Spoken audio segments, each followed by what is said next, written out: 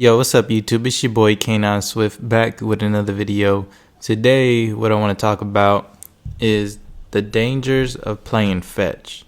So, I made a video a while ago. I didn't have that many subscribers, but now I do, so I thought I should make it again.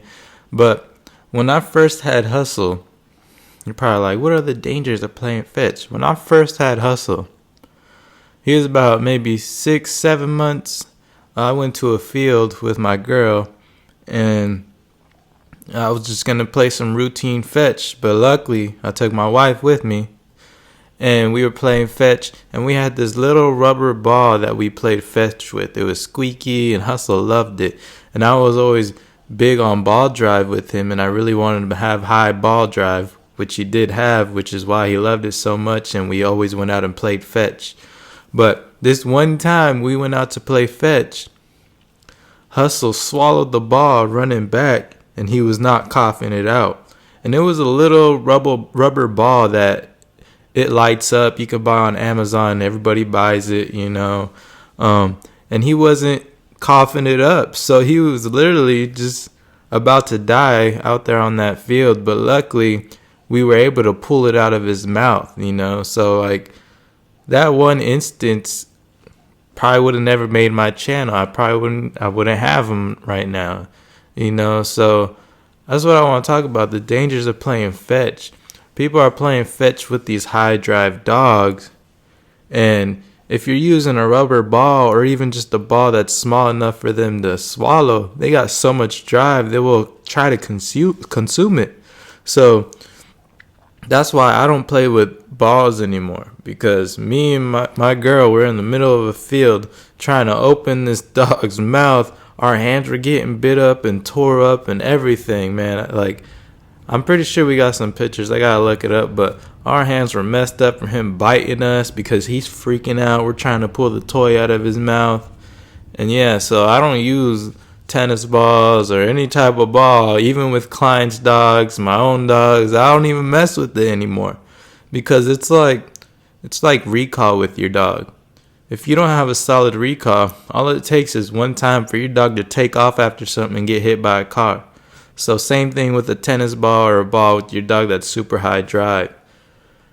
If all it takes is one time for that dog to swallow that toy, that ball, and you can't get it out, and it's over. You know, if you don't make it to the vet in time, it's over. So luckily, me and my girl were able to get that ball out of there, fling it out, and we basically had to give him CPR and bring him back to life, because his body was limp. He was literally dead. We had to give him CPR, bring him back. And I want people out there to avoid that, because if you're out there by yourself, like if I was by myself, I don't know how that would have went. But I want to show you guys some of the things that I use to play fetch with my dog, so I don't have that fear anymore. And also, there's another dog trainer out there on YouTube, Larry Cron. He had a video of his dog, and he plays with this ball on a string, which I'll show you here in a minute. And his dog even swallowed that, but luckily it had a string on it, and he was able to yank it out the dog's mouth. So go check out, he got a video on that on YouTube as well, Larry Cron. The dude I've learned from so much stuff, man. I learned so much from him. But yeah, so that made me want to make this video as well too, because all it takes is one time. And luckily, he had a string on the ball. So what do I use when I'm playing fetch with my dogs? I'm sure you guys have already seen it. I use this big old pipe from Ray Allen. It's nice and sturdy, extreme duty. You know, and I'll put a link in the description for that. Because, yeah, this is what I use. Ain't no way he's going to be able to swallow this. So, yeah. And then, obviously, another thing I use is Frisbee. I love Frisbee. It's just way more fun, and it's way more interactive. You know, you got to get your throws right.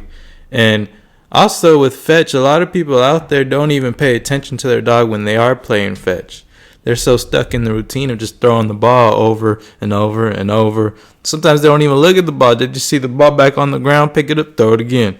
You know, and they get in a habit. And if you're not paying attention to your dog, something bad could happen. So this is the other ball. I don't use this anymore. I've never used it. It's just too small. But this is what Larry Cron was using this type of ball. You know, it's got a string on it. I recommend if you are going to play fetch with your dog, put a string on it so that way if your dog does swallow it, you can yank that thing out. But yeah, even me, Hustle is so driven, I don't even use this because I know his drive is crazy. He will try to consume it, no doubt. And I don't even want to take a risk. You know, I don't take that risk.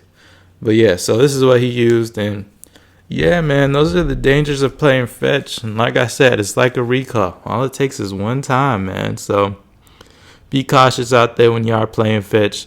Obviously, you're better off using a regular tennis ball than anything that's slippery or rubbery because their saliva gets all on it and then it's just easier to slide down their throat. So stay away from them type of balls. In my opinion, I would just stay away from all the balls that they have for dogs and just get you a pipe, this heavy duty, or a frisbee, and this hyper flight frisbee.